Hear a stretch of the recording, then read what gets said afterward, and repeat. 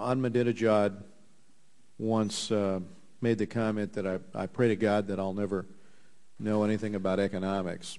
And based on the inflation rate at 20%, and the official statistics now 30% unemployment, it looks like his prayers have been answered. And the question I have, there seems to be a growing consensus that petroleum, and I know it can be a linchpin for this reason. I've seen a clip of a interview in Iran of cars backed up for 4 hours. And one of the fellows in line who's being interviewed says, "You mean this regime has millions of dollars to send to Hezbollah, and we're standing here in this gas line for 4 hours without petrol?" It seems to me that this would be a lynch point, but what I'm linchpin in this, but I'm wondering what else could be a choke point in terms of affecting that kind of an attitude, creating that kind of animus. We've examined other concepts for something along the lines of South African type apartheid type sanctions. What do you think would really do the trick, Dr. Clausen? A ban on travel by the families of the key regime figures, many of whom go on regular shopping trips or other trips to Europe. That's something that the United States and Europe can act on together. These people are not interested in going to Moscow for shopping. They want to go to Harrods.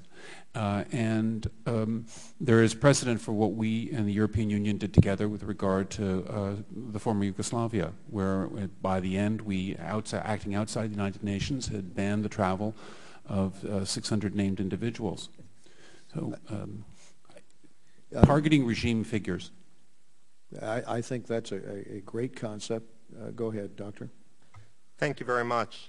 Before it was talked about, perhaps one should sanction Nokia and other companies which are contributing to Iran's ability to repress. Yeah, that's kind of we don't need any sanction there. Mm-hmm. If the president and congressmen and senators would publicly name and shame these companies, it would have great effect.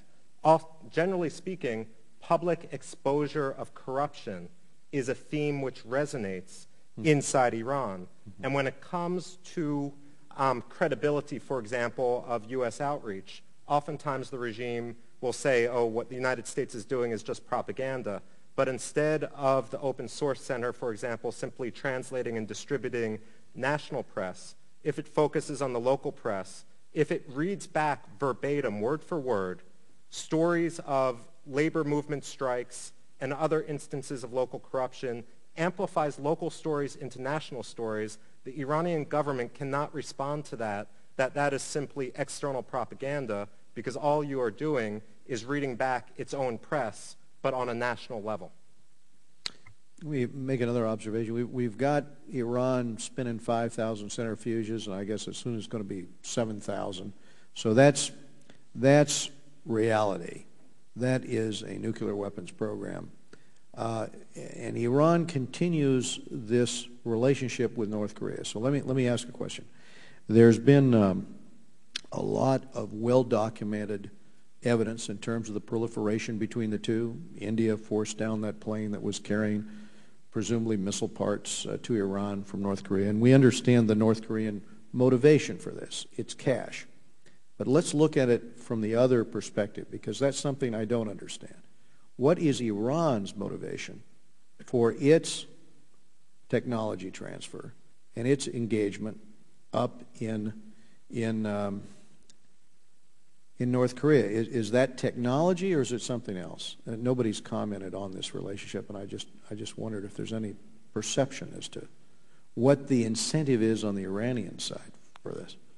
You know, if the regime makes the decision, and I don't think they have made it yet, to go from becoming a virtual nuclear state to an actual nuclear state. In other words, if they decide to weaponize, then they also have to decide to find a way of delivering that weapon somewhere.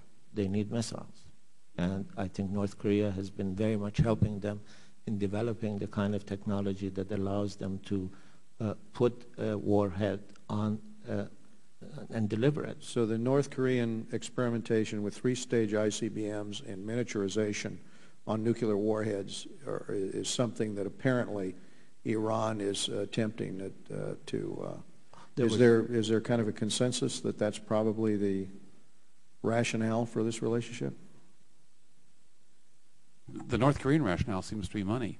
Right, I identify that. I understand. But the Iranian rationale, as Dr. Mali suggested, is that this is a powerful way for them to get access to technology they'd like. I mean, they'd much rather have that technology from other sources, and they turn to the North Koreans because they can't find it anyplace else. And the specific technology that's in question here are three-stage ICBMs, long-range ICBMs, and miniaturization to put it on that kind of an ICBM.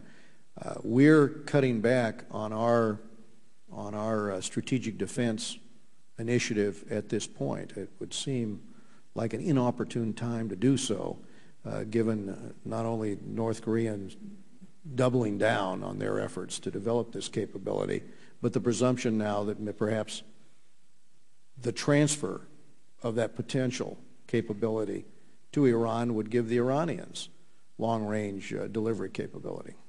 Correct. This regime has been very excited about what it describes as its space launch programs. And so we see every reason to believe that the regime is interested in developing very long-range missiles.